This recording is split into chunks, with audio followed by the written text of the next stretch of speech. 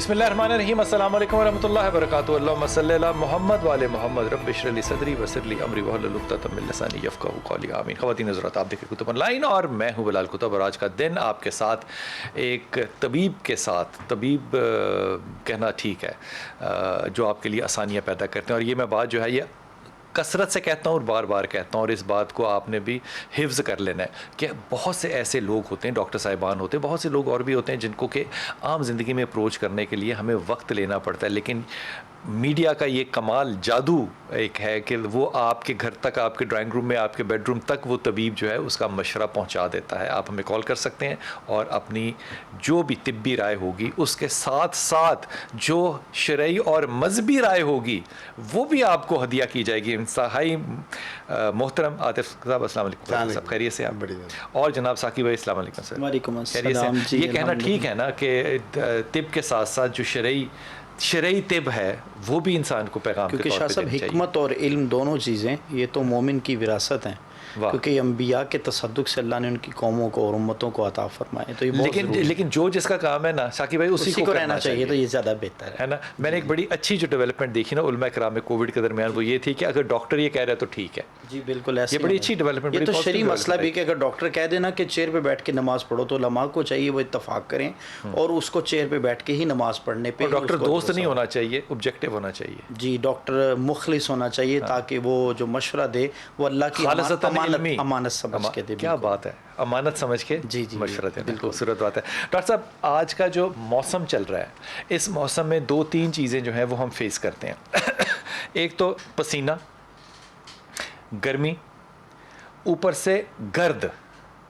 अब आप कहेंगे टोपी पहनो, ऐनक पहनो, मैं इस चीज़ से, तीनों चीज़ों से किसी तरह भी नहीं बच सकता। अगर मैं रोड पर हूँ तो मैं क्या एहतियात क्या करूँ? बिस्मिल्लाहिर्रहमानिर्रहीम।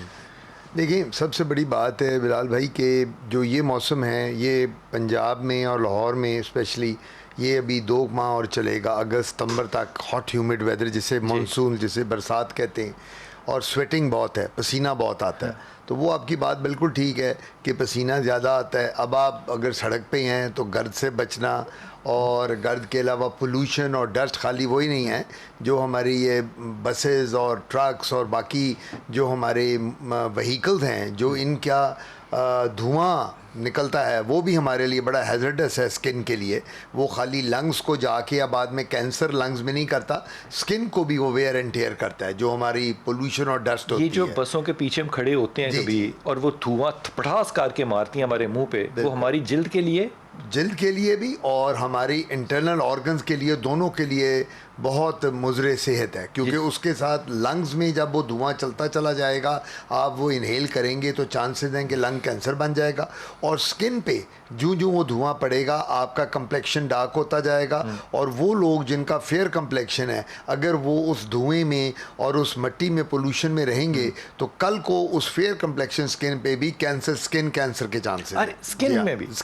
स्किन का कैंसर भी, अगर आप फेयर हैं बड़े, तो उसमें भी आप। पाकिस्तान में क्या स्किन कैंसर है काफी? हाँ जी, स्किन कैंसर कम है क्योंकि अल्लाह ताला का शुक्र है, कलर डार्क दिया। हम लोगों को मेलानिन हमारी स्किन में, ब्राउन, हम लोगों का ब्राउन टाइप ऑफ स्किन है, टाइप 5 हम कहलाती हैं स्किन। तो पाकिस्तान में स्किन किन लोगों में है? जो पठान है हमारे नॉर्दर्न एरिया में, इनमें ज़्यादा। अगर आप कभी नॉर्दर्न एरियाज में जाएँ, काफिरिस्तान, गिलगित बल्तिस्तान, स्किन का ज़्यादा, हाँ, उनमें आप उनमें अगर गए होंगे आप, माशाल्लाह आप इतना ट्रैवल करते हैं, तो कभी उनके बच्चियों को आपने देखा है कि वो जब आती हैं, जिनका रंग बड़ा गोरा होता है, उनके छोटे छोटे तिल बने होते हैं चेहरे पे, और चेहरा उनका खराब, वो क्या होता है? वही तिल जो होते हैं उसको हम फ्रैकल्स कहते हैं।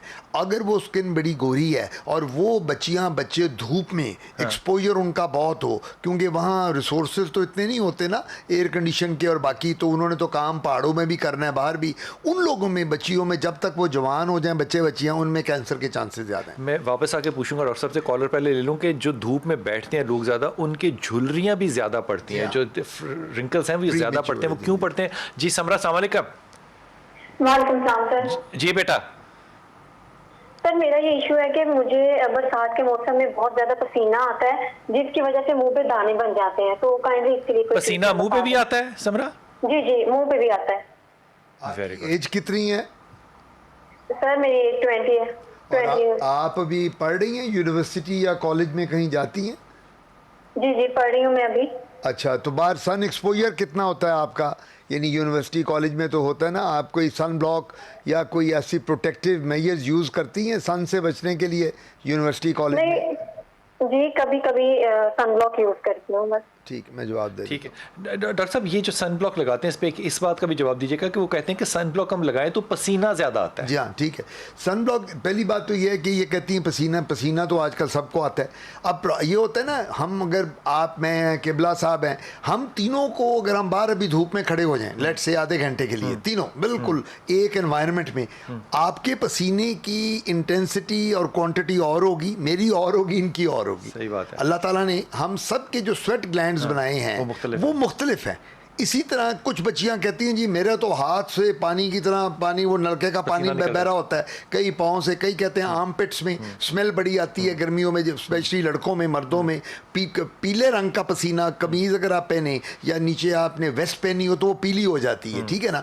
तो बात ये है कि हर बंदे का पसीना वेरी करता है। डॉक्टर साहब, ये जो बदबू आती है आर्म पिट से, स्मेल आती है, ये पसीने की होती है या बैक्टीरिया जनरेट हो जाता है? ये पसीने के बाद जो बैक्टीरिया बीच में आता है ये वो बदबू देता है। इसलिए हम पेशेंट्स को कहती हैं कि वो लोग जिनके पसीने में बदबू है, उनका बैक्टीरिया की डिग्रेडेशन है, सेकेंडरी बैक्टीरियल इन्फेक्शन हो जाती है वहाँ, उनकी वो जो स्वेट ग्लैंड्स होते हैं ना वो बंद हो जाते हैं। तो हम उन्हें कहते हैं वहाँ डिओड्रेंट्स यूज़ करें, दिन में गर्मियों में 2 या 3 बार ज़रूर शावर लें, और कॉटन के कपड़े पहने, कॉटन के कपड़ों के अलावा उन्होंने यूज़ नहीं करना। सब आमतौर पे हम कहते हैं कि वो साबुन इस्तेमाल करना है जो बड़ा ही ज़्यादा एंटीसेप्टिक टाइप हो। जी जी, ये कहाँ तक सही? नहीं सर, साबुन वो यूज़ करें जिसका पीएच आपकी बॉडी के पीएच के साथ मिलता हो। 7 अराउंड 7, वो मैं यहाँ नाम नहीं साबुन का ले सकता।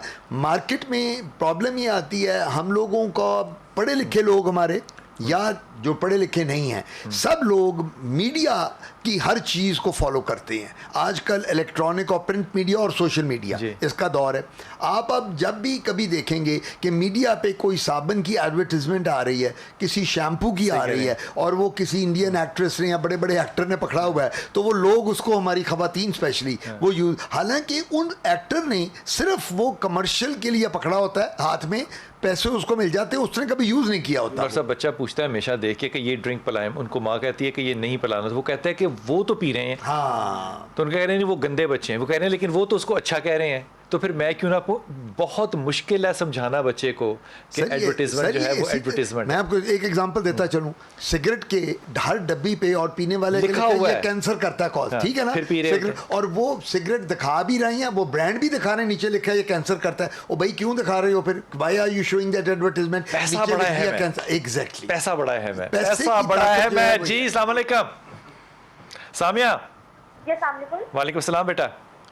मेरा नाम सामना है और मेरी उम्र 21 साल है। तो मैंने ये पूछा था कि ना मेरा एक्ने का बहुत इशू रहा है और अभी तक रह रहा है। तो अच्छा। पहले मेरा फोरहेड पे मुझे इशू था, लेकिन अब ना बढ़ता बढ़ता ना मेरे 6 तक वो पहुंच गया। तो अच्छा। एक तो ये इशू है, और पीछे ये रह जाता है कि ना जब खत्म होता है तो उसके साथ ही वो बढ़ने लग जाती है और फिर वो पेन करती है। बेटा और फिर एट द एंड ये होता है कि ना निशान मेरे फेस पे ना वो बहुत रह गए हैं। ये इसकी वजह से मुझे इशू क्रिएट हो रहा है। मैं बीइंग अ स्टूडेंट, मुझे ये बहुत प्रॉब्लम करती है और मेरे में ज्यादातर ये कॉन्फिडेंस लेवल ही मेरा बहुत कम कर रही है कि मैं अपनी फेस को जो है वो एज अ वो फेस कर ही नहीं रही कि मैं अपने फेस को ये मानूं कि मेरा एक्ने का इशू रहा है, और मेरा उसकी वजह से जो है मेरी फेस बहुत ज्यादा खराब हो गया है, वो उन स्पॉट, उन निशान की वजह से। मैं सदके जाऊं मेरी प्यारी बेटी, जरा सुनने की भी तो सलाहियत पैदा करना। तूने बड़ी अच्छी बातें करती हैं, कॉन्फिडेंस लूज होता है, तुम बिल्कुल सही बात कह रही हो, लेकिन सुन भी लो। मैं बेटा आपसे 1-2 क्वेश्चन करूंगा। आप फास्ट फूड कितना खाती हो? जंक फूड, फास्ट फूड कितना? बर्गर, पिज़्ज़ा, शवारमा, ऐसी स्लांटी, कुरकुरे, ऐसी चीज़ें जो बच्चे आजकल खाते हैं, कितना ये खाती हो बेटा? बीच में खा लेते हैं। हाँ, अच्छा, ये सॉफ्ट ड्रिंक्स जो मिलती हैं आजकल, हमारे बच्चों ने पानी और जूसेस पीने छोड़ दिए हैं। जब तक सॉफ्ट ड्रिंक टेबल पे पड़ी ना हो वो खाना नहीं खाते। सॉफ्ट ड्रिंक्स कितनी लेती हो बेटा? सॉफ्ट ड्रिंक्स खाने में अगर हो तो पी लेते हैं। हाँ, अच्छा, चले मैं जवाब दे देता हूँ। अच्छा मेरा पुत्र गौर से सुनना है। देखिए, अब ये जब बच्ची को कहा ना, अब सॉफ्ट, मैं वो भी खा लेती हूँ, मैं सॉफ्ट ड्रिंक्स भी पी लेती हूँ। तो बात सबसे बड़ी ये है, ये जो बच्चे आजकल के टीनेजर्स हैं, इन्होंने, हमारे ज़माने में मेरे वालिद इस ज़माने में आम जब होते थे तो लस्सी के बगैर, कच्ची लस्सी, मेरे वालिद कहा करते थे जिन्हें कच्ची लस्सी नहीं पीनी वो आम नहीं खा सकता। ये मेरे वालिद का उसूल था। और हम लोग अच्छा, साइंसदान आदमी कह रहा है ये। वो मकसद बात वो जी। कैसी तो मुझे उन्होंने, हम हैरान होते थे, और हम किसको पसंद नहीं होते, तो उन्होंने, अब आजकल के ज़माने में लस्सी का कहो तो मेरे अपने बच्चे नाक पकड़ लेते हैं, क्या ये मामा लस्सी कच्ची हमने नहीं खानी, स्मेल आ रहा है, हम नहीं करेंगे। डॉक्टर साहब उस पर सवाल पता है नौजवान क्या पूछते हैं, वो कहते हैं कि ये चीजें जा तो पेट में रही हैं, हाँ, जी तो हाँ। इस ये मुंह पे नजर क्यों आने लग जाती हैं? उनको ये नहीं पता कि इसकी अफादियत क्या है। उनको ये नहीं पता कि जब हम ये कच्ची लस्सी पीते हैं, या हम दूध पी रहे हैं, या हम सुबह उठ के दही खाते हैं, तो क्यों हम ये चीज़ें जब लेती हैं, इसने हमारी बॉडी में क्या करना है अंदर। गोरा जो होता है वो 6-6 फुट 7-7 फुट के 6.5 फुट की उनकी औरतें, मैं अमेरिका वलायत में पढ़ता था, क्यों उनके कद इतने हैं, जिस्म ऐसे हैं, वो सुबह उठ के सबसे पहले दही खाते हैं, उसके बाद वो जूस पीते हैं, उसके बाद वो दूध पीते हैं। मकसद आप स्मूदी बनाते देखें, हैं। हाँ, उसके बाद आप देखिए उनकी डाइट ना हो। हम लोग यहाँ हरीसे निहारी सिरी पाए इस किस्म की चीज़ें और पराठे सुबह खा रहे हैं, मुर्गन गदाएं खा खा के।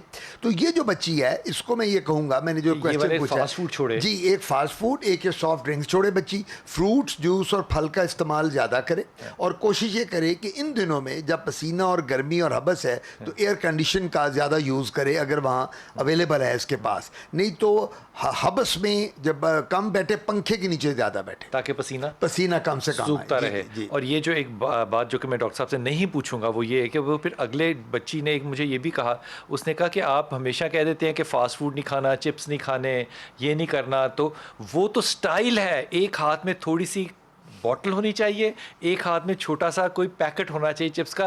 तो चाचू जब तक ये ना हो तो कॉलेज में घूमने का मज़ा नहीं आता। तो बेटा जी, या मज़े ले लो या अच्छी शक्ल ले लो, ये हो सकता है ना बात? बिल्कुल, आपने बात दोनों बिल्कुल में से ठीक एक चीज़ ले लो। जी, अस्सलाम वालेकुम राबिया। वालेकुम अस्सलाम सर। जी मेरा बेटा। सर मुझे तो डार्क सर्कल अक्सर रहते हैं ज्यादातर, तो और स्किन जब भी मौसम चेंज होता है और स्किन डल हो जाती है। स्किन डल हो जाती है और डार्क सर्कल्स रहते हैं। आपकी बेटा एज कितनी है आपकी? 22। अच्छा, आप बेटा सिंगल हो कि मैरिड हो? नहीं, मैं सिंगल हूँ। अच्छा बेटा, रात को 12 बजे सोती हो कि 2 बजे सोती हो सुबह?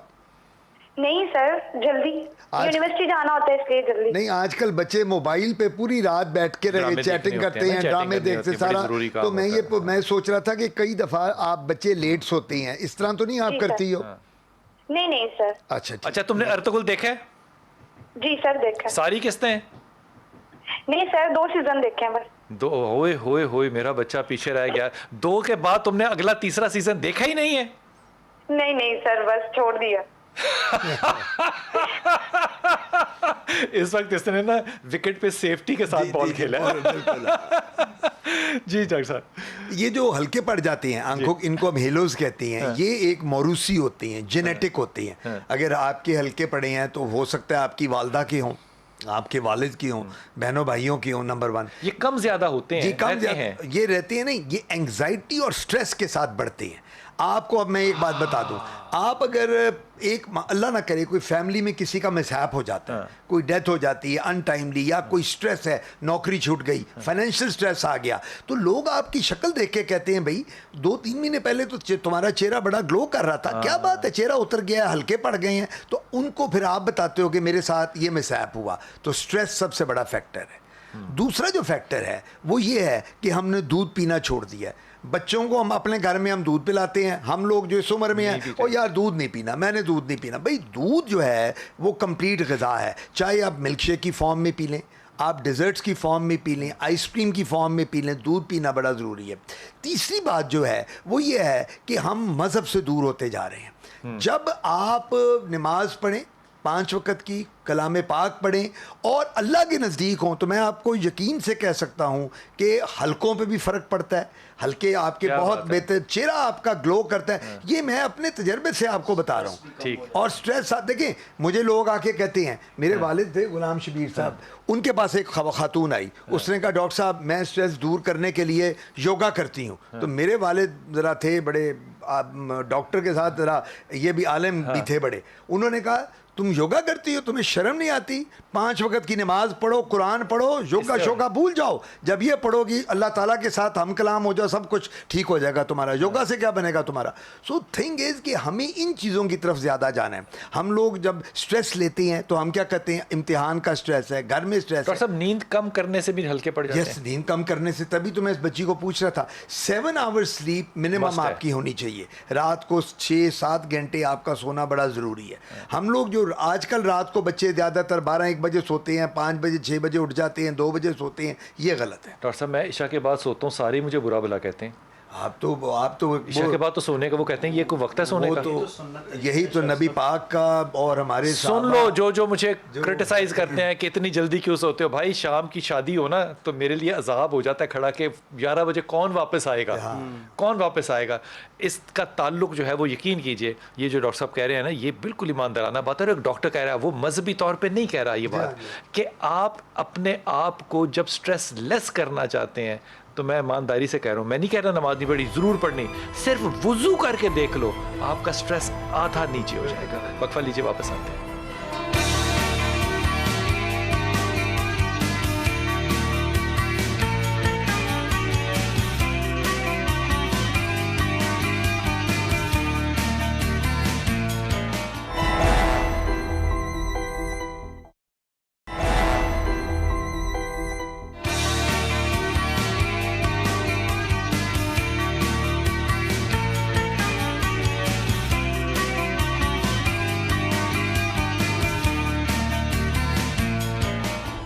बिस्मिल्लाह साकिब भाई, डॉक्टर साहब ने कहा कि नमाज पढ़ने से, वुज़ू करने से, ये तजर्बे की बात है, ये नहीं कि इसमें कोई दो राय नहीं है, ये तजर्बे की बात है कि सुकून आता है। इसीलिए उलमा इकराम टेंशन नहीं लेते। बिस्मिल्लाहिर्रहमानिर्रहीम। शाह साहब, मुतवाज़न और मुतदिल ज़िंदगी तो कामयाबी का सबसे बेहतरीन नुस्खा है। उलमाए किराम में भी मुख्तलिफ़ कैटेगरीज़ होती हैं। बाज़ लोग इन सब चीज़ों पर अमल करने के बावजूद भी स्ट्रेस में रहते हैं और बाज़ लोग कुछ भी नहीं करते और फिर स्ट्रेस में भी नहीं रहते। ये तो कैटेगरीज़ है अपनी अपनी। लेकिन सबसे बेहतरीन जो बात है, सबसे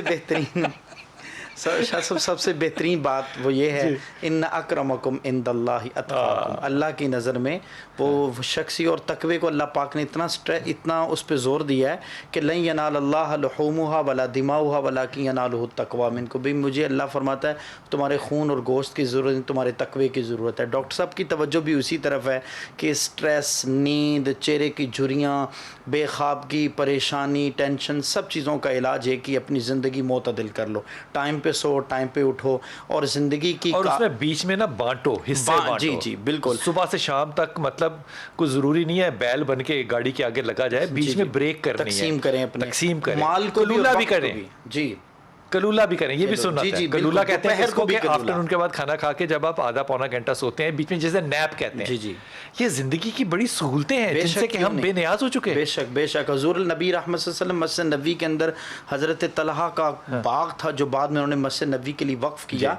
दोपहर के वक्त वहाँ पे चहलकदमी फरमाते, कलूले से कबल आप 40 कदम कम हो पेश या इससे भी ज़्यादा आप चहलकदमी फरमाते खाना खाने के बाद। फिर आप थोड़ी देर के लिए महव आराम होते, जैसे कलूला कहते हैं। नबी रहमत सल्लल्लाहु अलैहि वसल्लम ने ज़िंदगी का पूरी की पूरी ज़िंदगी का एक ऐसा इंसाइक्लोपीडिया उम्मत को दिया है, लेकिन हमारा तौर तरीका, तर्ज अमल बिल्कुल उसके अपोजिट है। हमारा कलाम, सोना, बैठना, उठना, इसीलिए चेहरों की तरोताज़गी और रौनकें ख़त्म हो चुकी हैं। ऐसे तरोताज़गी ख़त्म होने का ना एक और मामला भी है, वो मैं आपको वापस आके बताता हूँ कि तरोताज़गी हमारे चेहरों से क्यों ख़त्म हुई है। जी रदा, अस्सलाम वालेकुम बेटा। वालेकुम सलाम बिलाल भाई, मैंने अपनी स्किन से रिलेटेड एक पूछना था। जी बेटा, बताइए, फरमाइए रदा।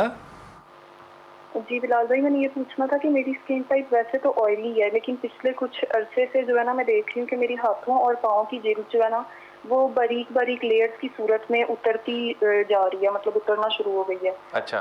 तो हालांकि बाकी मेरे फेस की स्किन जो है और बाकी जो बॉडी टाइप है वो ऑयली है, लेकिन जो हाथों पाँव की स्किन है इसमें ड्राइनेस। हाथों के तलवों की, पाँव के तलवों की, हाथों की हथेलियों की बात कर रही हैं आप? नहीं, एड़ियों की नहीं, जैसे जो तलियां होती है ना, जैसे हाथों की अंदर वाली साइड होती है। ठीक ठीक ठीक ठीक ठीक। अच्छा, गौर से सुनना रहता है। जी सर, ये क्या ये जो ख़वातीन हमारी हैं, प्रॉब्लम ये आती है कि अगर ये काम करती हैं घर का, किचन में करें, लॉन्ड्री का काम करें, ये ग्लव्स नहीं पहनती। हमारे मुल्क में ग्लव्स पहनना बहुत कम बल्कि मायूब ही समझा जाता है। मायूब समझा नहीं, कई खवातीन तो मुझे ये कहती हैं जब मेरे क्लिनिक आती हैं या हॉस्पिटल में, मैं उन्हें कहता हूँ बीबी आप ग्लव्स पहनती हैं कपड़े धोते हुए, आटा गूंदते हुए, या वो कहती हैं डॉक्टर साहब आप ग्लव्स पहन के मुझे काम आटा करके गूंद के दिखा दिखा दें, दें। मुझे दिखा दें। अच्छा बात तो उनकी, मैं उनको ये कहता हूँ, मैं कहता हूँ जी सबसे बड़ी बात है कि जब तक आप ग्लव्स नहीं पहनेंगे आपकी स्किन इतनी सेंसिटिव हो गई होती है हाथों की, क्योंकि जब आपने अनियन, गार्लिक और थ्योम, लहसुन, प्याज को काटना है तो वो जब आपकी स्किन को लगेगा ना तो वहाँ आपके वो छोटे आपके स्किन लाइनें के बननी फट शुरू हो जाती हैं जाएंगी। और वहाँ वो चुभता है फिर आपको। इसी तरह ही आपको डिटर्जेंट चुभते हैं। तो पहली बात तो है कि ये बच्ची ग्लव्स पहने जब भी ये काम भी हो करे। सकता है कि ग्लव नहीं पहने तो बार बार हाथ धो लें। नहीं, हाथ धो के ड्राई करें। ड्राई अब करें। मैं आपको उसमें एग्जांपल यही, मैं लास्ट प्रोग्राम में भी बताया था, हम लोग जो नमाज 5 वक्त की पढ़ते हैं, हाँ। किबला साहब भी बैठे हैं, ये भी शायद मुझे बेयर आउट करेंगे, हम में से कोई ऐसा शख्स नहीं है कि जब वजू करे तो साथ ही हाथ और पाँव को ड्राई करे। हम वजू करके अल्लाह अकबर खड़े हो जाते हैं। दिस इज इनकरेक्ट, ये गलत है। हमें अपने आपने इस पे राय हाथ, देनी है। हमने अपने हाथ और पाँव को, खुश करना रीजन है। क्या है, रीजन क्या है इसकी, जितनी बीमारियां मसाजिद में हमें लगती हैं पाँव की, वो इस गीलेपन से हैं। एक्जिमा, सोराइसिस, वॉट्स, मोके, ये सारे इस वजह से होते हैं। एक स्टडी जोहानिसबर्ग में, साउथ अफ्रीका में 5 वक्त नमाजियों में की जी। गई। वहाँ कारपेटेड होती हैं जितनी मसाजिद हैं। अब उनमें जो लोग जाते थे मसाजिद में, वो वजू करते हैं, 5 वक्त वजू करके वो उसी तरह ही गीले पाँव के साथ वजू किया और खड़े हो गए। जिसको फंगस थी वो सब को उस कालीन से लगती चली गई, कालीन में चली गई। और जितने वहाँ 5 वक्त के नमाजी थे, जब उन्होंने पाँव अपने स्किन चेक कराई, 80% को फंगस फंगस था। फिर उनके मोके निकला है पाँव में। ठीक। तो बात यह है, जब भी आप नहाएं धोएं, जब भी आप वजू करें, ड्राई आपने करें। अपने हाथ और पाँव को ड्राई रखना है। क्योंकि जिस जगह पे आप नमाज पढ़ रहे हैं, वेदर वो जगह कारपेटेड है, वेदर वो आप एक टाट पे पढ़ रहे हैं या आप अपने कमरे में किसी सख्त चीज़ पे पढ़ रहे हैं, आपको नीचे से बीमारी लग सकती है पाँव को। इसी तरह मैं इन बच्ची को कहूँगा कि अपने हाथों और पाँव को ड्राई रखे, जब भी किचन में जाए ग्लव्स पहने, और इंशाल्लाह इसको ये स्किन इसकी नहीं उतरेगी। सूर्य अख्तर, बाजमात नमाज पढ़नी बहुत फजीलत है, नमाज मस्जिद में जाके पढ़नी बहुत फजीलत, चाहे आप हमसाए हो मस्जिद के फिर भी वहीं जाना है। लेकिन ये जब आप ना करें काम, जो डॉक्टर साहब कह रहे हैं ड्राई ना करें, तो आप तो नमाज को लोगों के लिए बीमारी का वसीला बना रहे हैं। फिर शाह साहब, सबसे पहली बात है, डॉक्टर साहब की एक बात से इत्तेफाक है और एक से इख्तिलाफ है। इत्तेफाक इस बात पे है कि रसूल खुदा सल्लल्लाहु अलैहि वसल्लम ने वज़ू करके वज़ू का पानी जो जिस्म से लगा हो और हम उसको मस्जिद में फेंकें और सफ़ों पे फेंकें, इसको मकरूह कहा है। इससे इज्तनाब करने का हुक्म इरशाद फरमाया कि तुम वज़ू का पानी जो मकरूह है वो सफ़ों पे, लोगों पे, और हम तो सफ़ों के अंदर सरेआम ऐसे ऐसे करके झाड़ते हुए भागते हुए जा रहे होते हैं मस्जिद के अच्छा अंदर। लगता है ना लोगों को पता चले कि लोग नमाजी वज़ू करके आ रहे हम नमाजी हैं। तो एक ही मसला, और दूसरा जो है, तो सिर्फ जुमेदी होती है। हाँ, और दूसरा ये शेख मुहक्किक शेख अब्दुल हक मुहद्दिस देलवी रहमतुल्लाह अलैह फरमाते हैं कि बाज़ अहदीस पाक मौजूद हैं, रसूल खुदा सल्लल्लाहु अलैहि वसल्लम वज़ू करने के बाद अपने जिस्म अक़दस को, जो जिस्म अक़दस है उस पर जो पानी, उसको तर रहना और खुश्क ना करने पर यह बयान है कि जब तक वो जिस्म अक़दस से पानी लगा रहेगा और वो जिस्म तर रहेगा, उसके लिए अल्लाह की रहमत के फरिश्ते दुआ करेंगे। लेकिन हमारे यहाँ सिचुएशन दोनों नबी पाक सल्लल्लाहु अलैहि वसल्लम ने बयान फरमाई है, जहाँ तर रखने का हुक्म है वहाँ तर रहे हैं। जो आपने दूसरी वाली बात फरमाई है ना, इसका ताल्लुक कारपेट से नहीं है। जी जी हाँ। जी जी।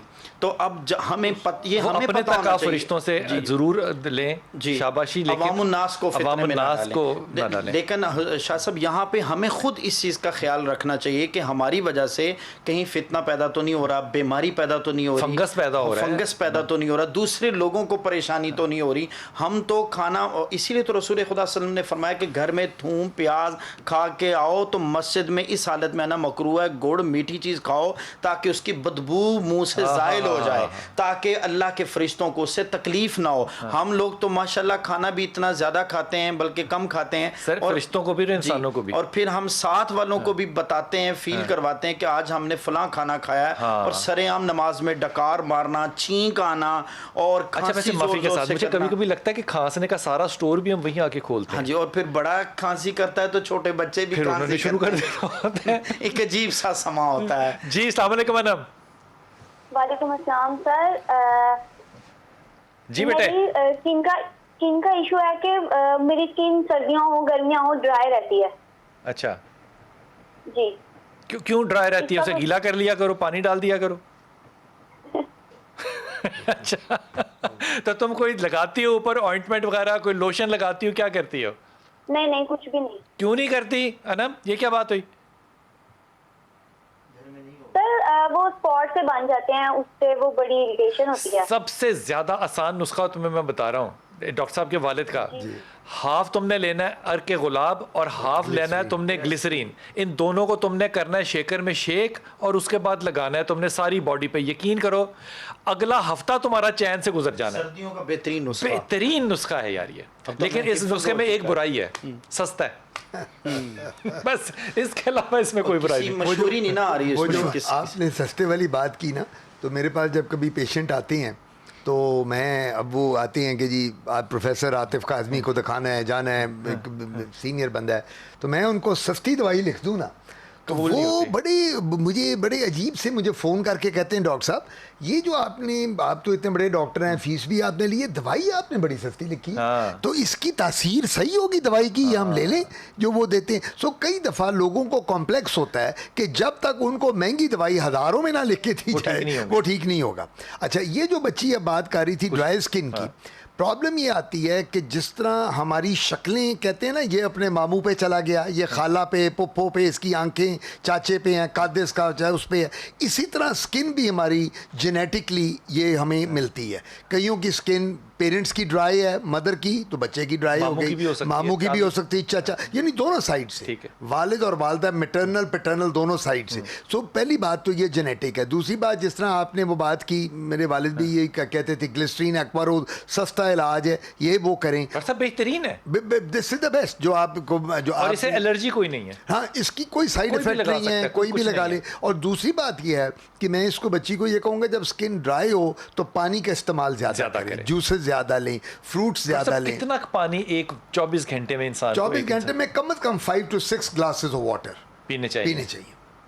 ये बड़ा ज़रूरी है, क्योंकि गर्मियों में चाहे आप ज़्यादा पी लें, 8 ग्लासेस भी पी लें, हमारा जब स्वेटिंग होती है उसमें खाली पानी नहीं निकल रहा होता, उसमें नमक भी जा रहा होता है, सॉल्ट एंड वाटर डिप्लीशन होती है। डिहाइड्रेशन जो लफ्ज़ है वो इसी अंग्रेज़ी में, वो हम किसको कहते हैं? कई दफ़ा अगर आपको बहुत पसीना आ रहा है, आप गर्मी में जा रहे हैं, आ रहे हैं, आपकी जॉब की नेचर और बिला ऐसी वजह है, फिर बेहोशी आ रही है, फिर आपको गुनूदगी सी तारी हो रही है, इसका मतलब है आपके इलेक्ट्रोलाइट्स इम्बैलेंस हो रहे हैं आपके में। अच्छा, खाली अगर पानी पीते रहेंगे तो उससे वो नहीं भी होगा। बॉडी के लिए गलत है। आपने नमक के साथ जो ORS क्यों देते हैं जब किसी बच्चे को उसमें वो डायरिया हो नमकियात जाए, हैं, वो इसलिए- नमकियात है, एग्जैक्टली, ठीक है। ताकि हमारे में सॉल्ट भी चला जाए और वाटर, उसकी जो डिप्लीशन है, जो कमी हो रही है, वो पूरी हो जाए।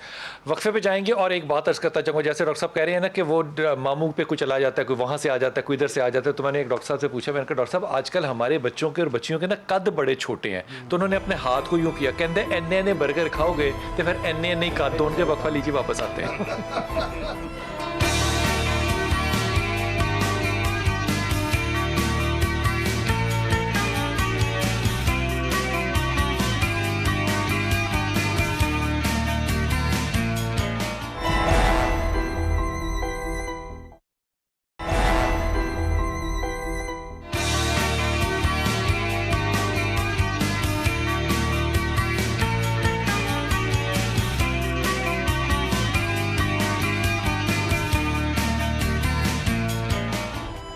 बिस्मिल्लाहिर्रहमानिर्रहीम। हुजूर अक़दस वो चेहरे की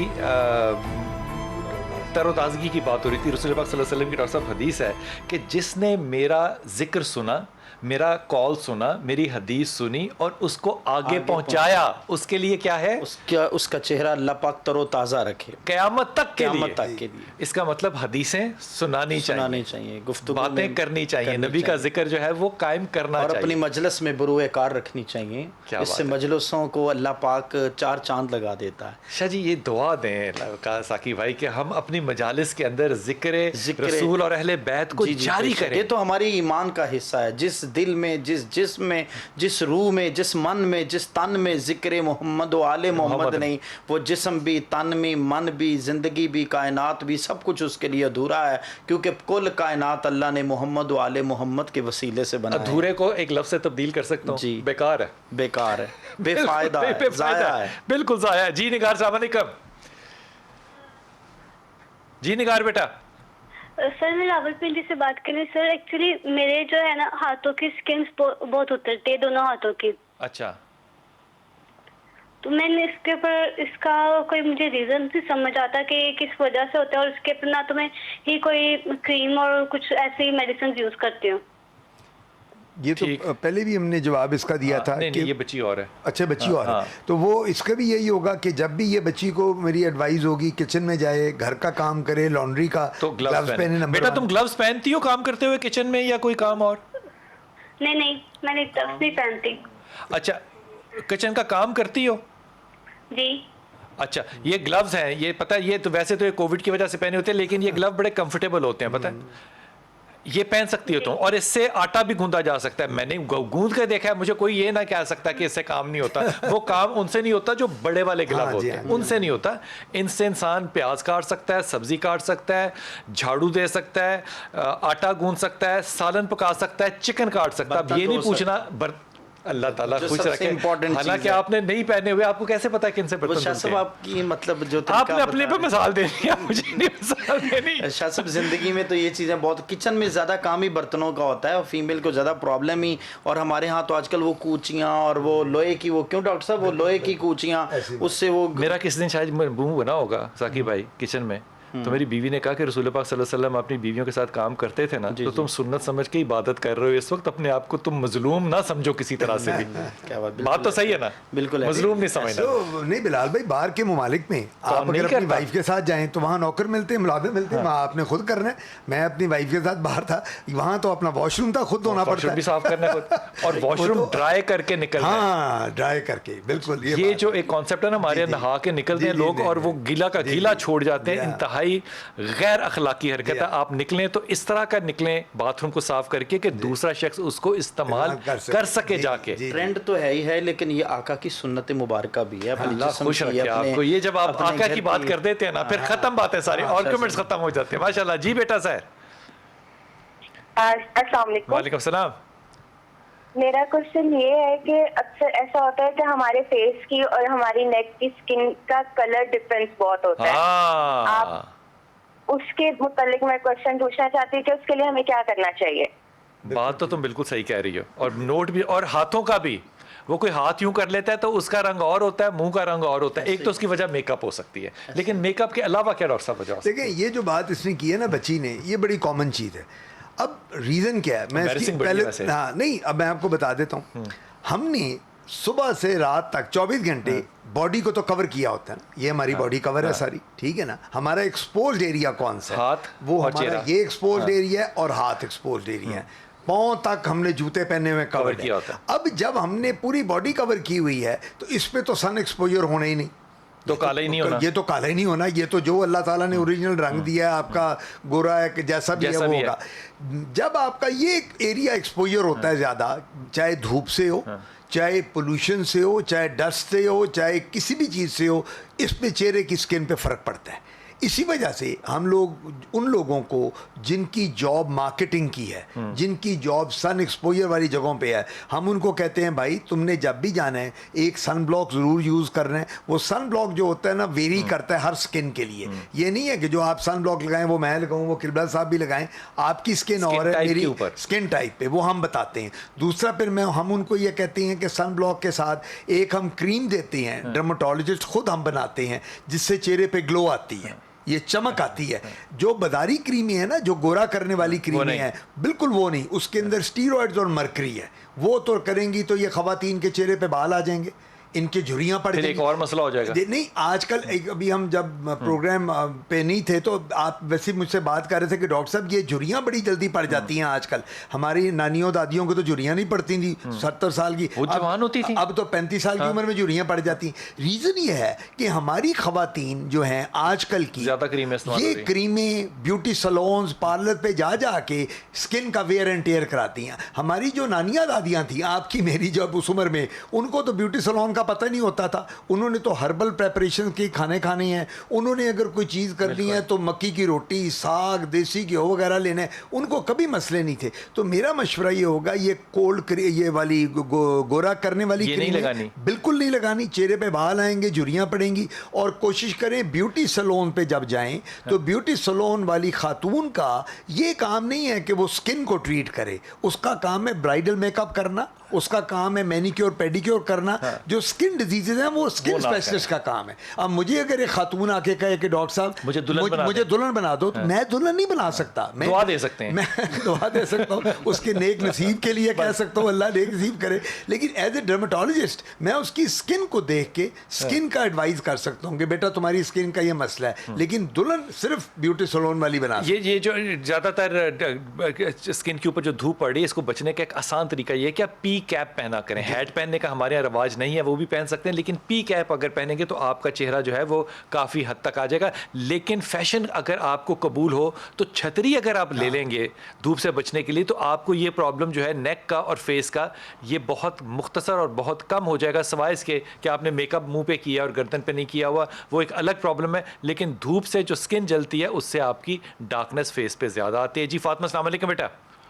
वालेकुम सलाम। जी बेटे, मेरा क्वेश्चन ये है कि हेयर फॉल बहुत ज़्यादा, बाल बहुत ज़्यादा गिरते हैं। ठीक है। आपकी बेटा एज कितनी है? मैं 22 ईयर्स। और आप डाइटिंग तो नहीं करती हो? नहीं, डाइटिंग तो बिल्कुल नहीं करती। और आपके कोई हार्मोनल इश्यूज तो नहीं है? नहीं, हार्मोनल इश्यूज भी नहीं है, बस ये है कि ऑयलिंग मैं सिर्फ 2 घंटे पहले करती हूँ नहाने से। आपके बेटा ननियाल ददियाल में बॉल्डनेस है वालिद साहब की साइड पे, वालदा की चचा, मामू, ताया, खाला वगैरह, यानी उनमें गंजापन है, ज़्यादा बाल गिरते हैं दोनों साइडों पे कहीं? बहुत कम, कोई एक आध फैमिली मेंबर शायद होगा खानदान में जिनका। अच्छा फातिमा, तुम्हें गुस्सा आता है? गुस्सा नहीं, ज्यादा नहीं, बस नॉर्मल आता है, मतलब इतना ज्यादा भी नहीं कि बहुत ज्यादा हाइपर हो। अच्छा, मैं तुम्हें ये सिर्फ इसलिए कह रहा हूँ कि एक बात, ये मैंने गुस्से वाली बात ना तुम्हें ऐसी तंग करने के लिए की है। वो जो हार्मोनल इशू डॉक्टर साहब ने कहा ना, वो तुमने दोबारा अपने आप को चेक करना है या तुमने अपने ऊपर नज़र रखनी है इस मामले में। डॉक्टर साहब, इसका जवाब देते हुए मुझे साथ ये भी बताइएगा कि कुछ ख़वातीन होती हैं, उनका ये वाला जो हिस्सा है लबों का और ठोड़ी का, ये डार्क होता है बाकी सारे चेहरे से। इसकी क्या रीज़न है? इसकी रीज़न ये है वैक्सिंग थ्रेडिंग जो करती हैं। देखें, हमारी ख़वातीन जब एक बच्ची 13-14 साल की होती है, प्यूबर्टी कहते हैं, जब पीरियड शुरू, मेंस्ट्रुअल साइकिल शुरू, तो उसको बाल आने शुरू होते हैं। वो बच्चियां क्या करती हैं, 13-14 साल की उम्र से वैक्सिंग थ्रेडिंग शुरू कर देती हैं। उससे स्किन डैमेज हो रही होती है। जी नहीं, उसकी स्किन पे वैक्सिंग थ्रेडिंग कर करके जब आप 13-14 साल की उम्र में करेंगे, वो एरिया पिगमेंटेड हो जाता है, उसका वेयर एंड टेयर होता है। फिर होता क्या है कि जब वो 5-6 साल से वैक्सिंग थ्रेडिंग बच्ची कर रही होती है, इधर और इधर बाल ज़्यादा आते हैं ना, जब वो 13-14 साल की, तो ये एरिया डार्क होता है, ये एरिया उसका नॉर्मल रह जाता है। थ्रेडिंग ना करे या वैक्सिंग लेजर कराएं। लेजर कराएं ना, मैं आपको बता रहा हूँ, पहले प्रोग्राम में मैंने बिलाल भाई बताया था कि अब लेजर अवेलेबल हैं और हर स्किन की टाइप के लिए हमारे पास लेजर होता है। हम खुद लेजर करते हैं, बल्कि पाकिस्तान में सबसे पहले लेजर लाया ही मैं था 25 साल पहले। तो लेजर अवेलेबल है, लेजर कराना शुरू करें, ये पिगमेंटेशन खत्म हो जाए। ये बच्ची को क्या कहेंगे? अच्छा, बच्ची का मसला ये था कि इसने बालों का बात की, बाल गिरते हैं। बाल गिरने की 22 साल की उम्र। जी मैं बताता हूँ, नंबर 1 जेनेटिक, जो मैंने पूछा, ये मरूसी तौर पर। अब एक आजकल लड़के मैट्रिक में गंजे हो गए हैं। मेरे पास माँ बाप आते हैं बच्चे को मैट्रिक में लेके, डॉक्टर साहब मेरा बच्चा हौसला होता है सुन के, जज्बा मेरा बच्चा तो 16 साल पे, डॉक्टर साहब अभी तो ये कल को पूरी जिंदगी पड़ी है। ये जेनेटिक है, मौरूसी है। फिर हमारी डाइट बड़ी इम्प्रॉपर हो गई है। हम लोग देखें ना, प्रॉपर डाइट नहीं लेते, दूध नहीं पीते, हमने गोश्त कम खाना शुरू कर दिया है, फल हमने कम कर दिया है। तीसरी बात ये है, एंग्जाइटी स्ट्रेस का एलिमेंट बहुत है, वो भी है। चौथी बात जो सबसे ज़रूरी है, फिर मैं वो मीडिया पे आ जाऊंगा, इलेक्ट्रॉनिक और प्रिंट मीडिया पे शैम्पूज़ की एड्स आ रही हैं। जो शैम्पू की ऐड आती है हम वो यूज़ करना शुरू कर देते हैं कि जी ये बालों को, इतने लंबे लंबे बाल वो एक औरत के दिखाएंगे, घुटने तक जा रहे हैं, लेकिन उसने कभी वो शैम्पू यूज़ ही नहीं किया होता। वो जब वो दिखाते हैं, हमारी बच्चियाँ वो करती हैं कि वो ही करें। सो ये फैक्टर जो हैं, इनको हमें थोड़ा सा कम करना है। हमें जो डॉक्टर साहब, शैम्पू भी वैसे ना पुराने घरों में माएँ जो थी ना, वो आंवला वगैरह के साथ खुद बनाती थी। नहीं, वो बड़ा इफेक्टिव होता था। सर आप मुझे बताएं, पुराने ज़माने में सरसों का, मेरी जो नानी थी अल्लाह बख्शे, हम जब स्कूल पढ़ते थे, हर इतवार को हमें सरसों के तेल की मालिश करती थी और वो बल्कि हम हैरान होते थे स्कूल में, तो वो कहती थी उनका कॉन्सेप्ट ये था कि जब सरसों के तेल की मालिश करेंगे ना तो दिमाग की रगें उसमें ब्लड फ्लो ज़्यादा होगा और मेरे जो पोते नवासियाँ डॉक्टर बनेंगे, इंजीनियर बनेंगे, लॉयर बनेंगे, बड़े बड़े अफसर बनेंगे, ताकि इनका ब्लड फ्लो ज़्यादा होगा। ये कॉन्सेप्ट्स पुराने थी, बड़ी ट्रेडिशनल ऑर्थोडॉक्स किस्म के लोग करते थे। अब इन कॉन्सेप्ट से हम बहुत दूर होते चले जा रहे हैं। अब वो कहते हैं जी अगर ये तेल लगाओगे तो वो आपके बाल खराब होंगे, आपका बाल स्मेल आएगी, साथ जो बंदा बैठा होगा वो कहेगा क्या यार ये तो बिल्कुल कोई पेंडू सा बंदा है, तेल लगा के बैठ गया आगे मेरे साथ। सो अब हमारे कॉन्सेप्ट बिल्कुल डिफरेंट। हुजूर अक़दस ये कैप आप पहनते हैं, इससे बाल जो है वो सेहतमंद रहते हैं, मेरा ख्याल है ये कि सेहतमंद रहते हैं। अगर इसी कैप को उलमा इकराम जो है वो धूप से बचने के लिए पी कर लेंगे तो उसमें कोई शरई पहलू तो नहीं हो सकता? शरई कबाहत इबादत और नमाज के दौरान तो है, वैसे उसको उल्टा कर सकते हैं। हाँ जी, पर चेंज कर लें वैसे तो कोई मसला नहीं है। लेकिन हमारे यहाँ ज़्यादातर जो मजहबी लोग हैं वो इमामा शरीफ पहनते हैं। आपको पता है रसूल खुदा सल्लल्लाहु अलैहि वसल्लम की सबसे बड़ा फ़ायदा पता है क्या है? जी कि उससे आप अपने चेहरे को ढक सकते हैं, जब जी ढक सकते हैं। मैं और दूसरा बात है कि उसका जो शिमला एक पीछे गर्दन पे होता है, गर्दन भी सेव होती है और बहुत सी बीमारियों से वो हिफाजत भी है, सनस्ट्रोक से। जी बिल्कुल ऐसा ही है। तो और सबसे बड़ी इंपॉर्टेंट है कि रसूल खुदा सल्लल्लाहु अलैहि वसल्लम की हर सुन्नत में बेश बहा करोड़ों अरबों भलाइयाँ, खैर व बरकत और फयूज़ व बरक़ात हैं, जो उम्मत को पता होने के बावजूद भी उन पर अमल फ़ायदा तो होता है। जी बेशक, लेकिन उसके साथ साथ सवाब और अजर भी होता है अगर उस नीयत से किया जाए। तो दुआ में याद रखिएगा, अल्लाह ताला सलामत रखे, आसानियाँ पैदा करे, तौफीक दे आसानियाँ पैदा करने की। आमीन। अस्सलाम वालेकुम व रहमतुल्लाहि व बरकातहू।